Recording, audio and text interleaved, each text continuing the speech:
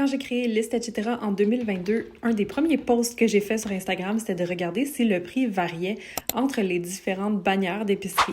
Mon but, c'était de savoir quelle épicerie était la moins chère et pour y arriver, j'avais pris les produits que j'avais achetés dans mon épicerie de la semaine et j'avais fait une comparaison dans 4 différentes bannières, soit Walmart, Metro, IGA et Maxi. Et pour être sûr de comparer tout sur une base égale, j'avais utilisé les prix réguliers de chacun des produits. Cette semaine, j'ai retrouvé le fichier que j'avais utilisé pour faire cette analyse-là et j'ai décidé de refaire la comparaison 3 ans plus tard pour voir à quoi ressemblent les prix à l'épicerie maintenant. Pour y arriver, j'ai refait la même analyse, donc j'ai repris mon fichier et je suis allée valider les prix dans chacune des épiceries. Donc, même produit, même format lorsque les formats n'ont pas été affectés par la réduflation. Et encore une fois, j'ai validé les prix dans les 4 bannières différentes que j'avais utilisées au début. Voici ce que ça m'a donné comme résultat. La première chose que j'ai regardée, c'est l'ordre des épiceries. Donc, est-ce que c'est toujours la même épicerie qui est la moins chère?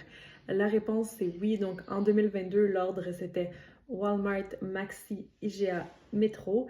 Et en 2025, l'ordre est toujours Walmart, Maxi, IGA, Metro. Et il y a une différence de 32,92 $ entre Metro, qui est le plus cher, et Walmart, qui est le moins cher. Ce qui veut dire que si je refaisais exactement la même épicerie à chaque semaine pendant une année, ça me coûterait 1 711 $ de plus si je faisais mon épicerie chez Metro que si je la faisais chez Walmart.